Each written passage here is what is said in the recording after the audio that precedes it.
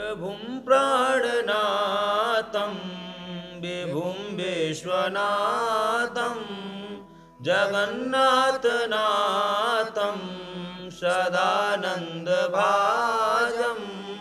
भवद्भव्यभूतेश्वरं विश्वनाथं शिवं शङ्करं शम्भुमीशानमीडे गले रुण्डमालं तनौ सर्पजालं महाकालकालं गणेशाधिपालं जटाजूटगङ्गौ तरङ्गैर्विशालं शिवं शङ्करं शम्भुमीशानमीडे मुदामाकरं मण्डनं मण्डयन्तं महामण्डलं भस्मभूषाधरन्तम् अनादिह्यपारं महामोहमारं शिवं शङ्करं सर्वभूमीशानमीडे साधोनिवासं महाटाटहासं महापापनाशं सदा सुप्रकाशं गिरीशं गणेशं सुरेशं महेशं शिवं शङ्करं शम्भुमीशानमीडे गिरीन्द्रात्मजा सङ्गृहीतार्धदेहं गिरौ संस्थितं सर्वदा सन्नगेऽहं परब्रह्मब्रह्माभिर्वन्द्यमानं शिवं शङ्करं शम्भुमीशानमीडे कपालं त्रिशूलं कराभ्यां दधानं पदाम्भोजनाम्राय कामं दधानं बलिवर्दयानं सुराणां प्रधानं शिवं शङ्करं शम्भुमीशानमीडे शरच्चन्द्रगात्रं गुणानन्दपात्रं त्रिनेत्रं पवित्रं धनेशस्यमित्रम् अपर्णाकलत्रं चरित्रं विचित्रं शिवं शङ्करं शम्भुमीशानमीडे हरं सर्पहारं चिताभूविहारं भवं वेदसारं सदा निर्विकारं श्मशाने वसन्तं मनोजं दहन्तं शिवं शङ्करं शम्भुमीशानमीडे स्तवं यः प्रभाते नरः शूलपाणे पठे सर्वदा भर्गभानुराक्तः सुपुत्रं धनं धान्यमित्रं कलत्रं विचित्रं समासाद्य मोक्षं प्रयाति शिवं शङ्करं शम्भुमीशानमीडे शिवं शङ्करं शम्भुमीशानमीडे शिवं शङ्करं शम्भुमीशानमीडे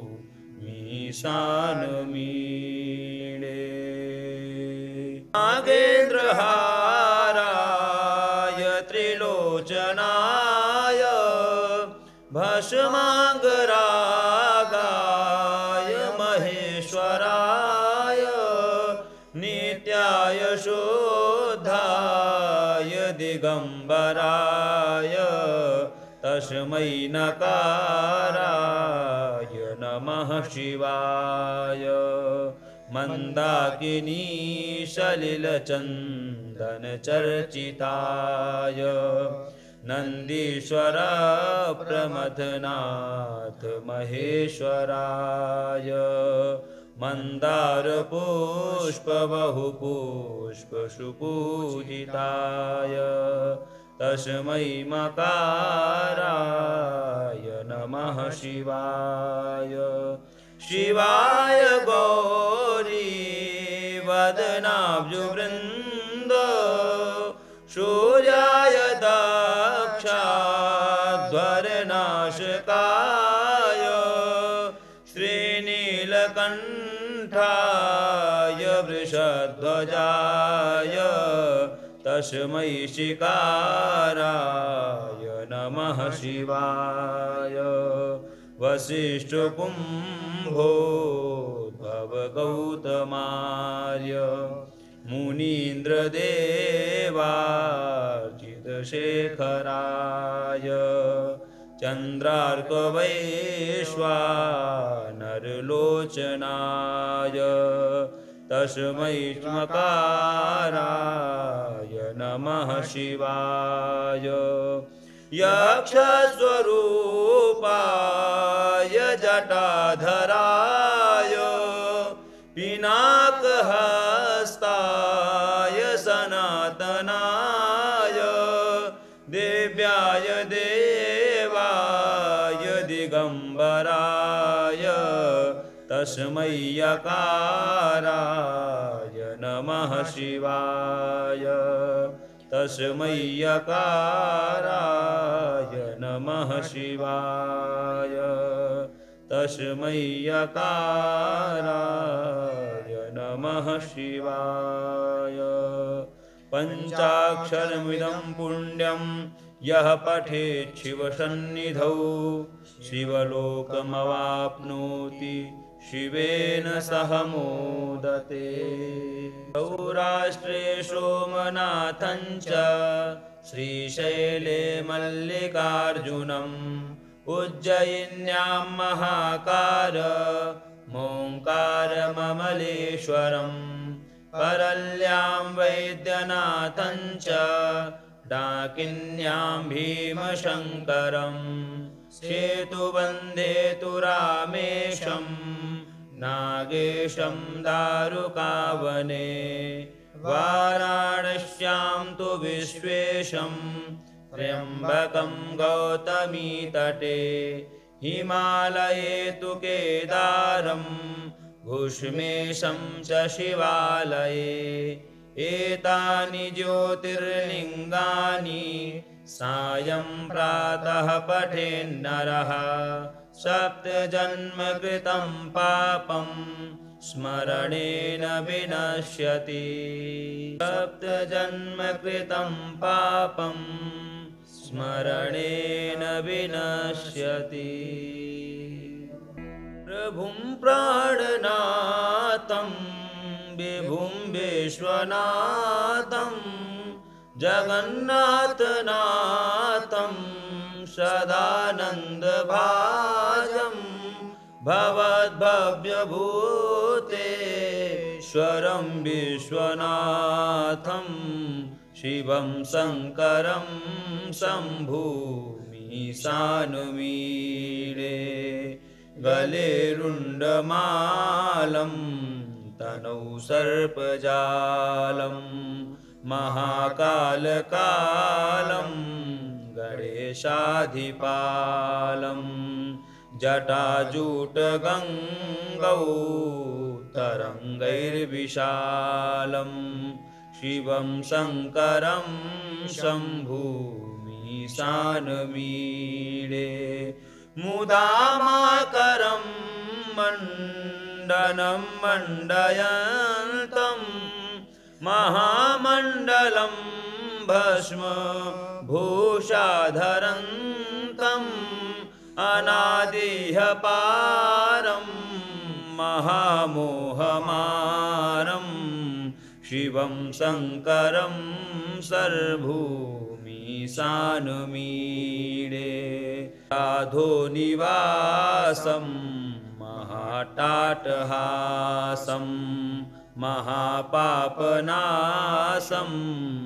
सदा सुप्रकाशं गिरीशं गणेशं सुरेशं महेशं शिवं शङ्करं शम्भुमीशानुमीडे गिरीन्द्रात्मजा संगृहीतार्धदेहं गिरौ संस्थितं सर्वदा सन्नगेऽहं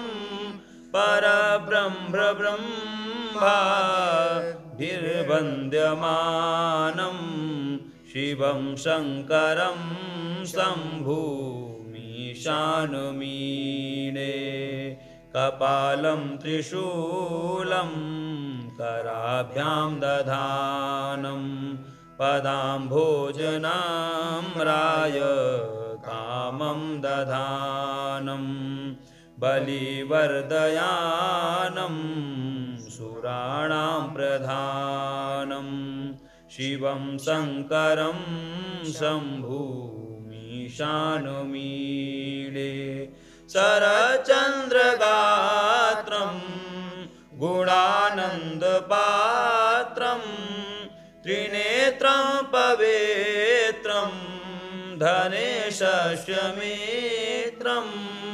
अपर्णाकलत्रं चरित्रं विचित्रं शिवं शङ्करं शम्भुमीशानुमीडे हरं सर्पहारं चिताभूविहारं भवं वेदसारं सदा निर्विकारं श्मशाने वसन्तं मनोजं दहन्तं शिवं शङ्करं शम्भुमीशानुमीडे स्तवं यः प्रभाते नरः शूलपाणे पठे सर्वदा भर्गभानुराक्तः सुपुत्रं धनं धान्यमित्रं कलत्रं विचित्रं समासाद्य मोक्षं प्रयाति शिवं शङ्करं शम्भुमीशानुमीडे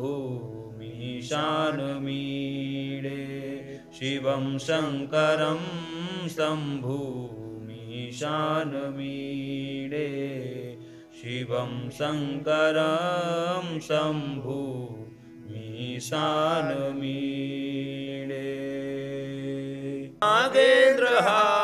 नागेन्द्रहाराय त्रिलोचनाय भस्माङ्गरागाय महेश्वराय नित्याय शुद्धाय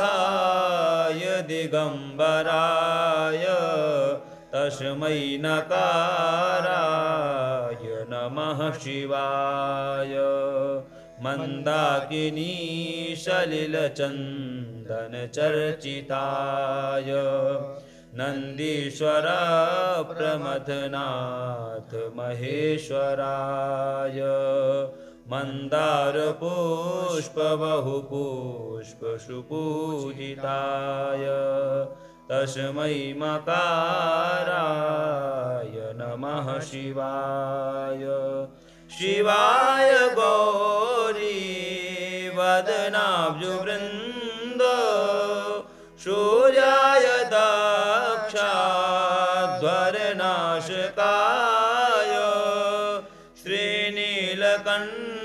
श्रीनीलकण्ठाय वृषध्वजाय तस्मै शिकाराय नमः शिवाय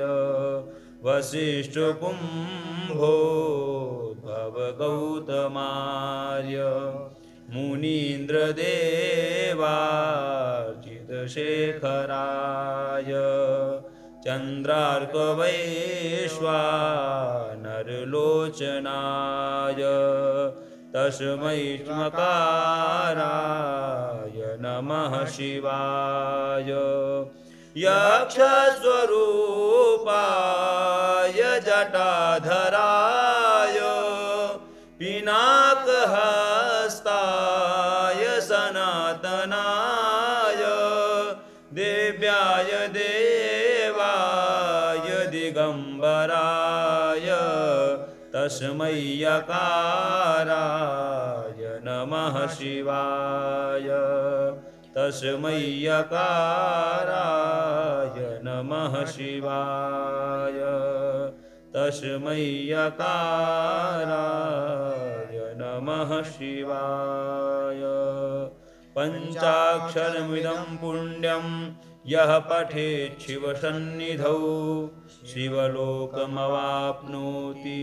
शिवेन सह मोदते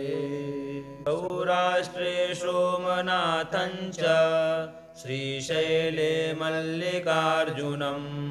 उज्जयिन्यां महाकार मोङ्कारममलेश्वरम् परल्यां वैद्यनाथं च डाकिन्यां भीमशङ्करम् सेतुबन्धे तु रामेशं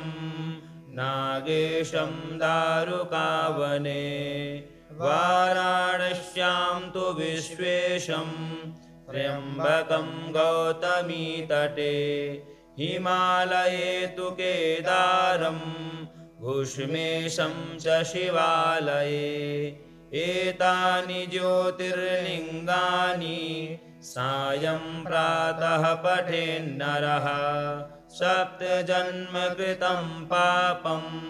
स्मरणेन विनश्यति सप्तजन्मकृतं पापं स्मरणेन विनश्यति प्रभुं प्राणनाथं विभुं विश्वनाथं जगन्नाथनाथं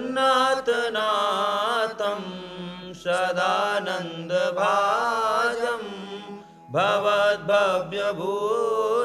भवद्भव्यभूतेश्वरं विश्वनाथं शिवं शङ्करं शम्भुमीशानुमीडे गले रुण्डमालं तनौ सर्पजालं महाकालकालं गणेशाधिपालं जटाजूटगङ्गौ तरङ्गैर्विशालं शिवं शङ्करं शम्भुमीशानमीडे मुदामाकरं मण्डनं मण्डयन्तं महामण्डलं भस्मभूषाधरन्तम् अनादिह्यपारं महामोहमारं शिवं शङ्करं सर्वभूमिशानुमीडे साधोनिवासं महाटाटहासं महापापनाशं सदा सुप्रकाशं गिरीशं गणेशं सुरेशं महेशं शिवं शङ्करं शम्भुमीशानुमीडे गिरीन्द्रात्मजा संगृहीतार्धदेहं गिरौ संस्थितं सर्वदा सन्नगेहं परब्रह्मब्रह्माभिर्वन्द्यमानं शिवं शङ्करं शम्भुमीशानुमीडे कपालं त्रिशूलं कराभ्यां दधानं पदाम्भोजनाम्राय कामं दधानं बलिवर्दयानं सुराणां प्रधानं शिवं शङ्करं शम्भुमीशानमीडे शरच्चन्द्रगात्रं गुणानन्दपात्रं त्रिनेत्रं पवित्रं धनेशस्यमित्रम् अपर्णाकलत्रं चरित्रं विचित्रं शिवं शङ्करं शम्भुमीशानमीडे हरं सर्पहारं चिताभूविहारं भवं वेदसारं सदा निर्विकारं श्मशाने वसन्तं मनोजं दहन्तं शिवं शङ्करं शम्भुमीशानमीडे स्तवं यः प्रभाते नरः शूलपाणे पठे सर्वदा भर्गभानुराक्तः सुपुत्रं धनं धान्यमित्रं कलत्रं विचित्रं समासाद्य मोक्षं प्रयाति शिवं शङ्करं शम्भुमीशानमीडे शिवं शङ्करं शम्भुमीशानमीडे शिवं शङ्करं शम्भुमीशानमीडे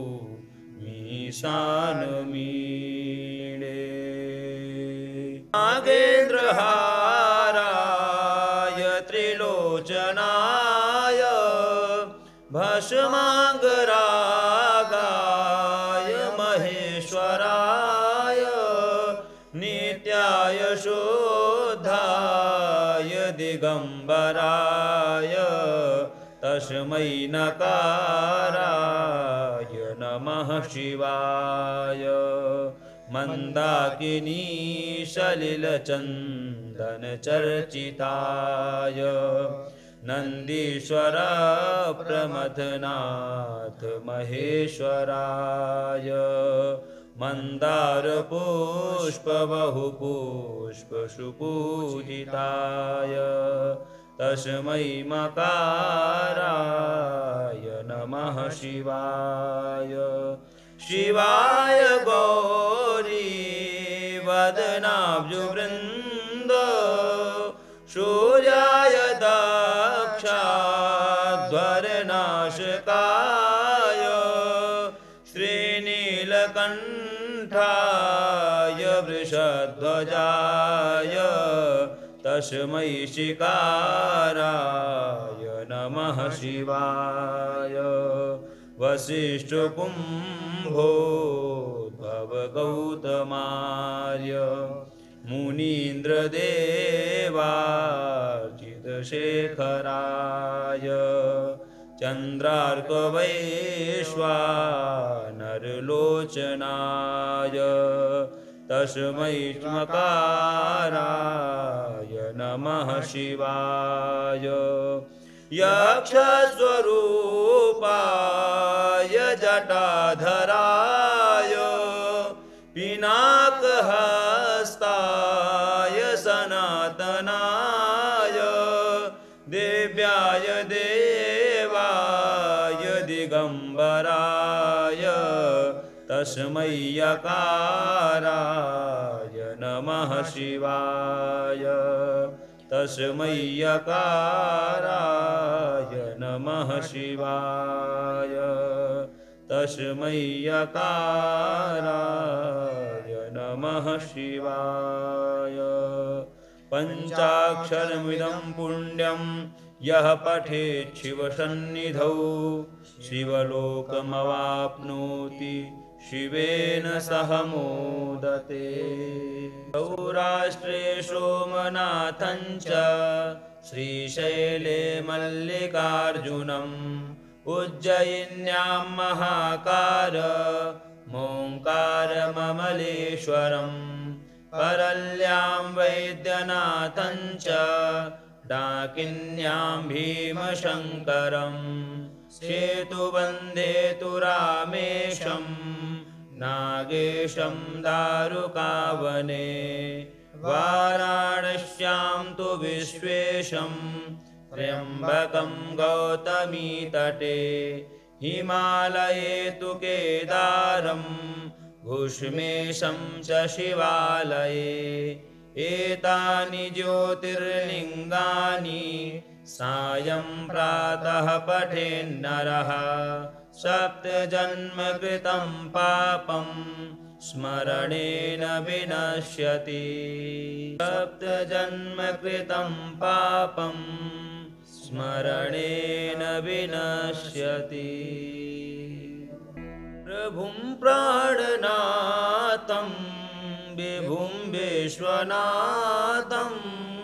जगन्नाथनाथं सदानन्दभाजं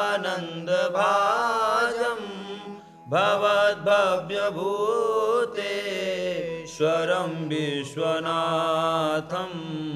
शिवं शङ्करं शम्भुमीशानुमीडे गले रुण्डमालं तनौ सर्पजालं महाकालकालं गणेशाधिपालं जटाजूटगङ्गौ तरङ्गैर्विशालं शिवं शङ्करं शम्भुमीशानमीडे मुदामाकरं मण्डनं मण्डयन्तं महामण्डलं भस्म भूषाधरन्तम् अनादिह्यपारं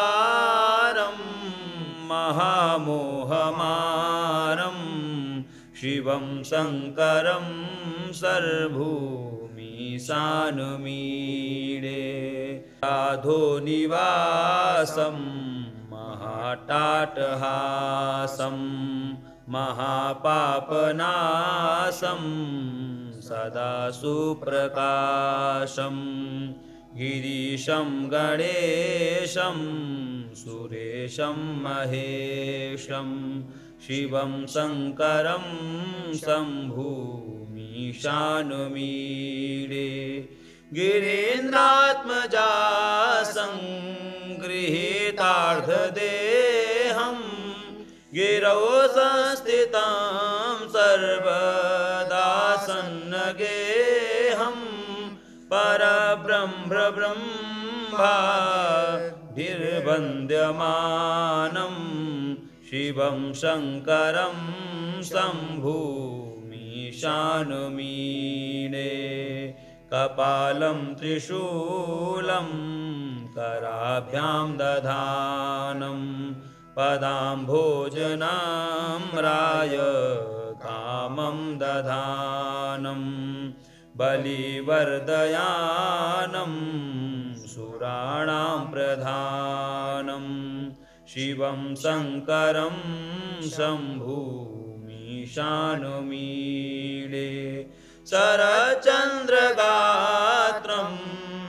गुणानन्दपात्रं त्रिनेत्रं पवित्रं धनेशस्यमित्रम् अपर्णाकलत्रं चरित्रं विचित्रं शिवं शङ्करं शम्भुमीशानुमीडे हरं सर्पहारं चिताभूविहारं भवं वेदसारं सदा निर्विकारं श्मशाने वसन्तं मनोजं दहन्तं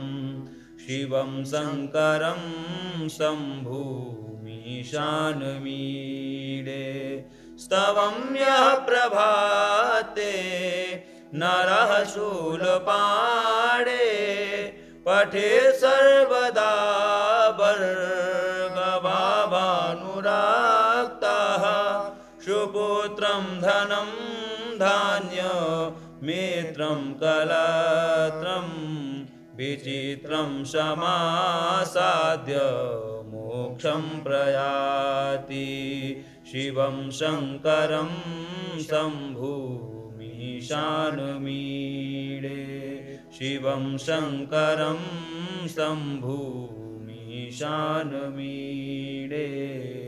शिवं शङ्करं शम्भुमीशानमीडे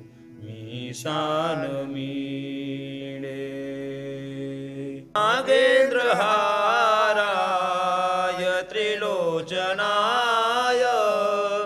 भस्माङ्गरागाय महेश्वराय नित्याय शुद्धाय दिगम्बराय तस्मै नकाराय नमः शिवाय मन्दाकिनी सलिलचन्दनचर्चिताय नन्दीश्वर प्रमथनाथ महेश्वराय मन्दारपुष्पबहुपुष्पसुपूजिताय तस्मै मकाराय नमः शिवाय शिवाय गौरी वदनाब्जवृन्द सूर्याय दक्षाध्वरनाशकाय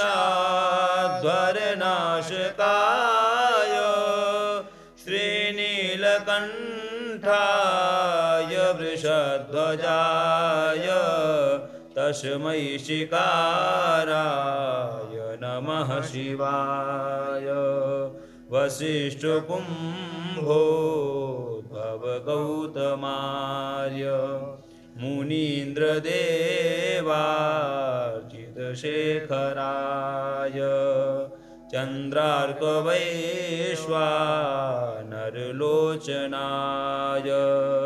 तस्मै मकाराय नमः शिवाय यक्षस्वरूपाय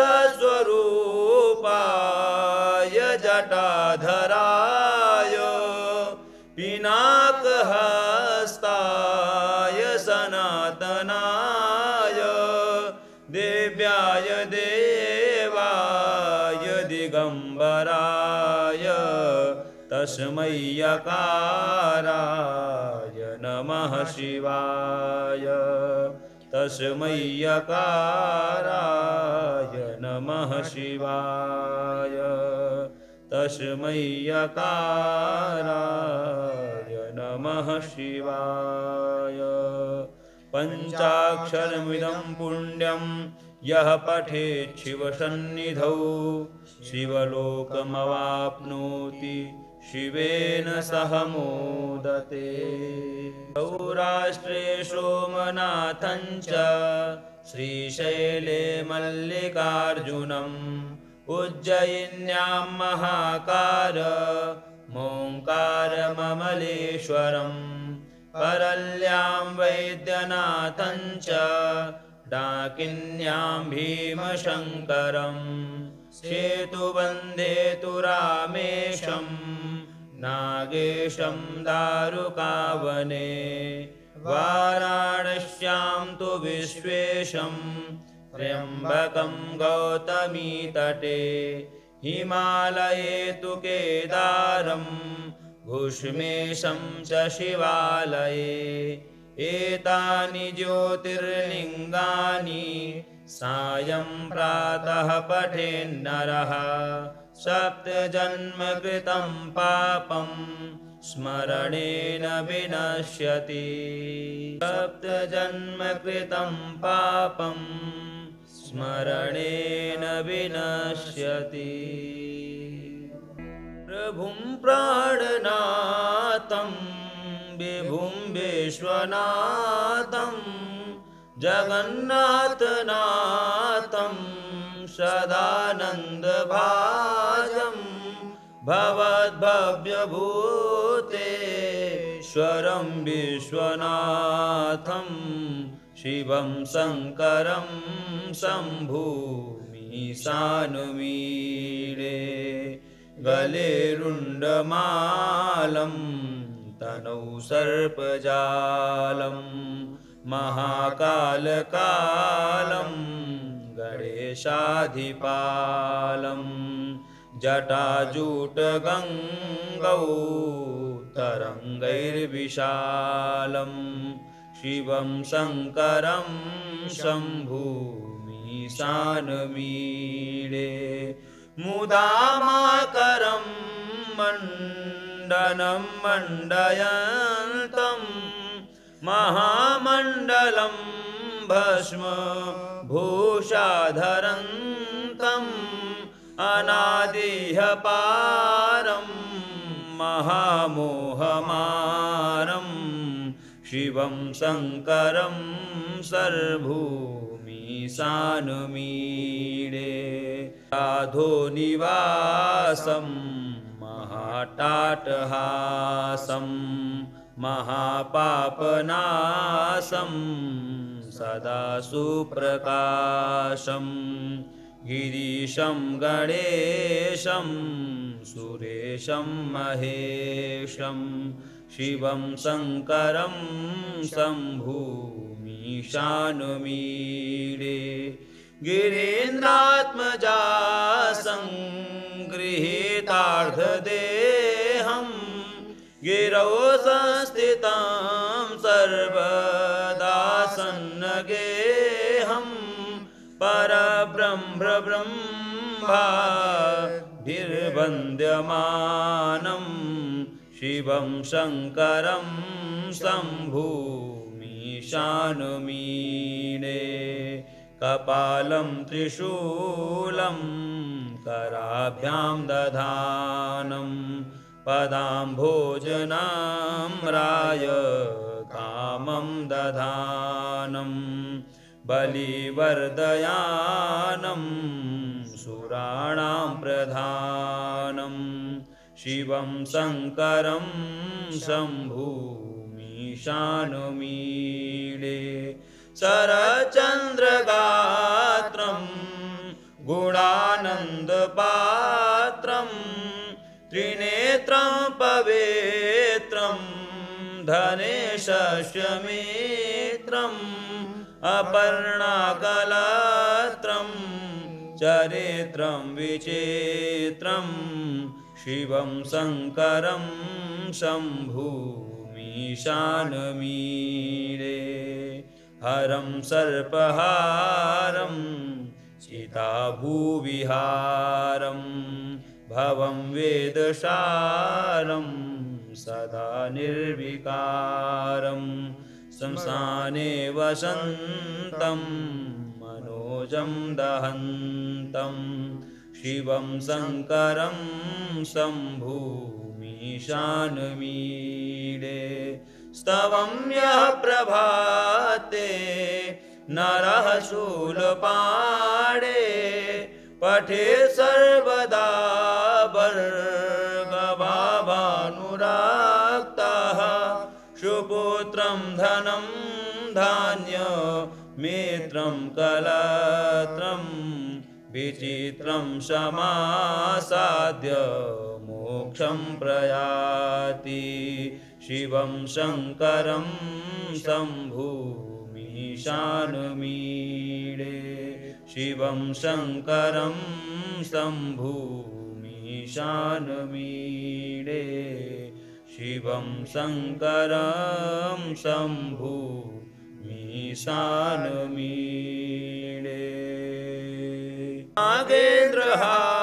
नागेन्द्रहाराय त्रिलोचनाय भस्माङ्गरागाय महेश्वराय नित्याय शुद्धाय दिगम्बराय तस्मै नकाराय नमः शिवाय मन्दाकिनी सलिलचन्दनचर्चिताय नन्दीश्वर प्रमथनाथ महेश्वराय मन्दारपुष्प बहुपुष्प सुपूजिताय तस्मै मकाराय नमः शिवाय। शिवाय गौरी वदनाब्जवृन्द सूर्याय दक्षाध्वरनाशकाय श्रीनीलकण्ठाय वृषध्वजाय तस्मै शिकाराय नमः शिवाय। वसिष्ठकुम्भोद्भवगौतमार्य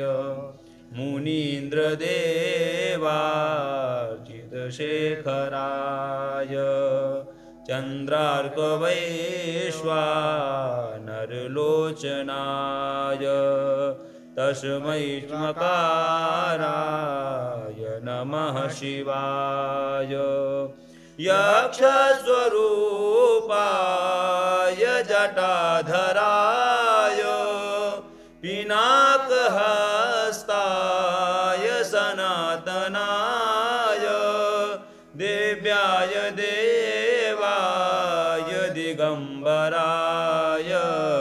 तस्मै यकाराय नमः शिवाय। तस्मै यकाराय नमः शिवाय। तस्मै यकाराय नमः शिवाय। पञ्चाक्षरमिदं पुण्यं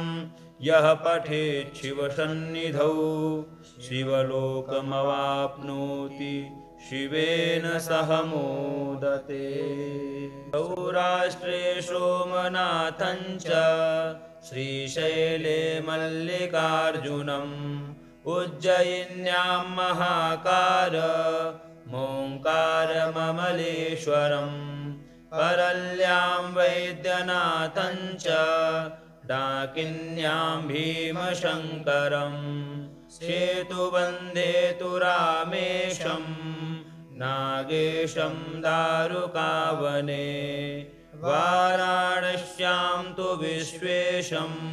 त्र्यम्बकं गौतमीतटे हिमालये तु केदारं घुष्मेशं च शिवालये एतानि ज्योतिर्लिङ्गानि सायं प्रातः पठेन्नरः सप्तजन्मकृतं पापं स्मरणेन विनश्यति। सप्तजन्मकृतं पापं स्मरणेन विनश्यति। प्रभुं प्राणनाथं विभुं विश्वनाथं जगन्नाथनाथं सदानन्दभाजं भवद्भव्यभूतेश्वरं विश्वनाथं शिवं शङ्करं शम्भुमीशानमीडे गले रुण्डमालं तनौ सर्पजालं महाकालकालं गणेशाधिपालं जटाजूटगङ्गौ तरङ्गैर्विशालं शिवं शङ्करं शम्भुमीशानमीडे मुदामाकरं मण्डनं मण्डयन्तं महामण्डलं भस्म भूषाधरन्तम् अनादिह्य पारं महामोहमारं शिवं शङ्करं सर्वभूमिशानुमीडे साधोनिवासं महाटाटहासं महापापनाशं सदा सुप्रकाशं गिरीशं गणेशं सुरेशं महेशं शिवं शङ्करं शम्भुमीशानमीडे गिरीन्द्रात्मजा संगृहीतार्धदेहं गिरौ संस्थितं सर्वदा सन्नगेऽहं परब्रह्मब्रह्माभिर्वन्द्यमानं शिवं शङ्करं शम्भुमीशानमीडे कपालं त्रिशूलं कराभ्यां दधानं पदाम्भोजनाम्राय कामं दधानं बलिवर्दयानं सुराणां प्रधानं शिवं शङ्करं शम्भुमीशानमीडे शरचन्द्रगात्रं गुणानन्दपात्रं त्रिनेत्रं पवित्रं धनेशस्यमित्रम् अपर्णाकलत्रं चरित्रं विचित्रं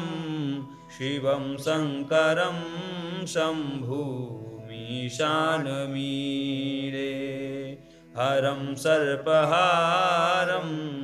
चिताभूविहारं भवं वेदसारं सदा निर्विकारं श्मशाने वसन्तं मनोजं दहन्तं शिवं शङ्करं शम्भुमीशानमीडे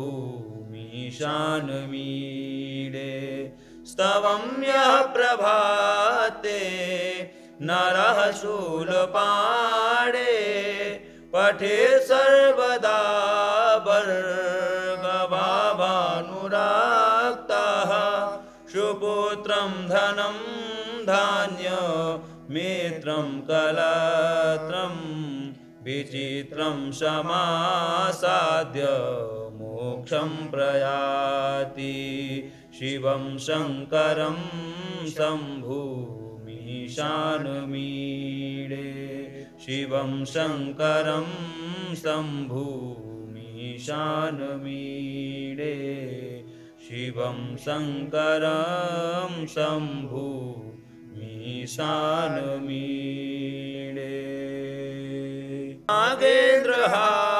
नागेन्द्रहाराय त्रिलोचनाय भस्माङ्गरागाय महेश्वराय नित्याय शुद्धाय दिगम्बराय तस्मै नकाराय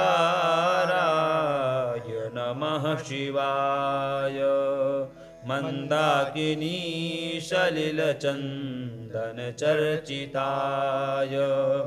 नन्दीश्वर प्रमथनाथ महेश्वराय मन्दारपुष्पबहुपुष्पसुपूजिताय तस्मै मकाराय नमः शिवाय शिवाय गौरी वदनाब्जवृन्द सूर्याय दक्षाध्वरनाशकाय श्रीनीलकण्ठाय वृषध्वजाय तस्मै शिकाराय नमः शिवाय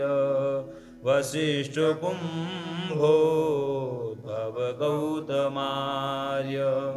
मुनीन्द्रदेवार्चितशेखराय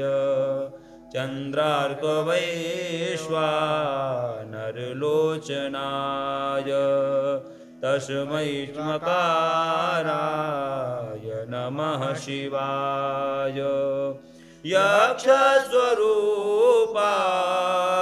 जटाधराय पिनाकहस्ताय सनातनाय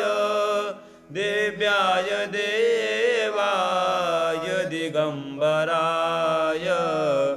तस्मै यकाराय नमः शिवाय तस्मै यकाराय नमः शिवाय तस्मै यकाराय नमः शिवाय पञ्चाक्षरमिदं पुण्यं यः पठेत् शिवसन्निधौ शिवलोकमवाप्नोति शिवेन सह मोदते सौराष्ट्रे सोमनाथं च श्रीशैले मल्लिकार्जुनम् उज्जयिन्यां महाकाल मोङ्कारममलेश्वरम् परल्यां वैद्यनाथं च डाकिन्यां भीमशङ्करम् सेतुबन्धेतु रामेशं नागेशं दारुकावने वाराणस्यां तु विश्वेशं त्र्यम्बकं गौतमीतटे हिमालये तु केदारं भूष्मेशं च शिवालये एतानि ज्योतिर्लिङ्गानि सायं प्रातः पठेन्नरः सप्तजन्मकृतं पापं स्मरणेन विनश्यति सप्तजन्मकृतं पापं स्मरणेन विनश्यति प्रभुं प्राणनाथं विभुं विश्वनाथं जगन्नाथनाथं सदानन्दभाजं भवद्भव्यभूतेश्वरं विश्वनाथं शिवं शङ्करं शम्भुमीशानुमीडे गले रुण्डमालं तनौ सर्पजालं महाकालकालं गणेशाधिपालं जटाजूटगङ्गौ तरङ्गैर्विशालं शिवं शङ्करं शम्भुमीशानमीडे मुदामाकरं मण्डनं मण्डयन्तं महामण्डलं भस्म भूषाधरन्तम् अनादिह्य पारं महामोहमारं शिवं शङ्करं सर्वभूमिशानुमीडे साधोनिवासं महाटाटहासं महापापनाशं सदा सुप्रकाशं गिरीशं गणेशं सुरेशं महेशं शिवं शङ्करं शम्भुमीशानुमीडे गिरीन्द्रात्मजा सङ्गृहीतार्धदेहं गिरौ संस्थितं सर्वदा सन्नगेहं परब्रह्मब्रह्माभिर्वन्द्यमानं शिवं शङ्करं शम्भुमीशानुमीडे कपालं त्रिशूलं कराभ्यां दधानं पदाम्भोजनाम्राय कामं दधानं बलिवर्दयानं सुराणां प्रधानं शिवं शङ्करं शम्भुमीशानुमीडे शरच्चन्द्रगात्रं गुणानन्दपात्रं त्रिनेत्रं पवित्रं धनेशस्यमित्रम् अपर्णाकलत्रं चरित्रं विचित्रं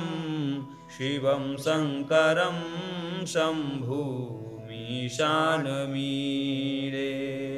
हरं सर्पहारं चिताभूविहारं भवं वेदसारं सदा निर्विकारं श्मशाने वसन्तं मनोजं दहन्तं शिवं शङ्करं शम्भुमीशानमीडे स्तवं यः प्रभाते नरः शूलपाणे पठे सर्वदा भर्गभानुराक्तः सुपुत्रं धनं धान्यमित्रं कलत्रं विचित्रं समासाद्य मोक्षं प्रयाति शिवं शङ्करं शम्भुमीशानमीडे शिवं शङ्करं शम्भुमीशानमीडे शिवं शङ्करं शम्भुमीशानमीडे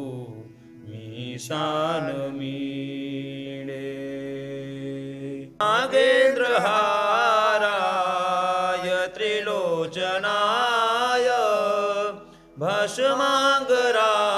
भस्माङ्गरागाय महेश्वराय नित्याय शुद्धाय दिगम्बराय तस्मै नकाराय नमः शिवाय मन्दाकिनी सलिलचन्दनचर्चिताय नन्दीश्वर प्रमथनाथ महेश्वराय मन्दारपुष्पबहुपुष्पसुपूजिताय तस्मै मकाराय नमः शिवाय शिवाय गौरी वदनाब्जवृन्द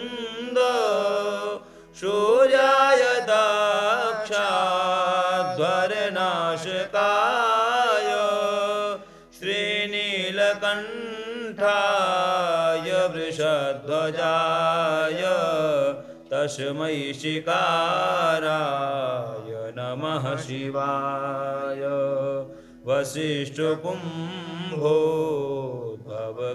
वसिष्ठकुम्भोद्भवगौतमार्य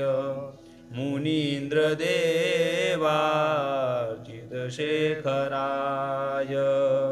चन्द्रार्कवैश्वानरलोचनाय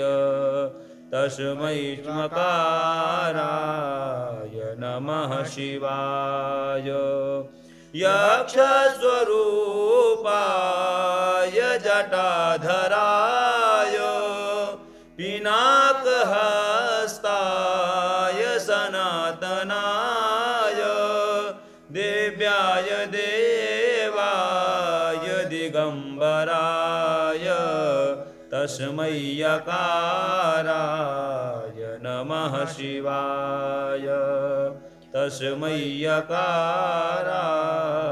नमः शिवाय तस्मै यकाराय नमः शिवाय पञ्चाक्षरमिदं पुण्यं यः पठेत् शिवसन्निधौ शिवलोकमवाप्नोति शिवेन सह मोदते सौराष्ट्रे सोमनाथं च श्रीशैले मल्लिकार्जुनम् उज्जयिन्यां महाकार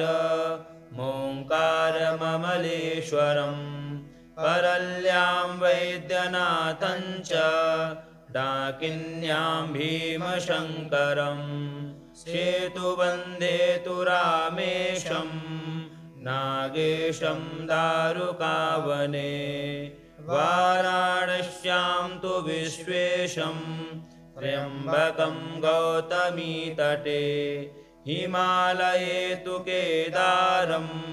भूष्मेशं च शिवालये एतानि ज्योतिर्लिङ्गानि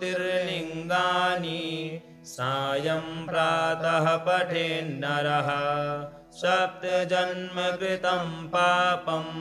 स्मरणेन विनश्यति सप्तजन्मकृतं पापं स्मरणेन विनश्यति।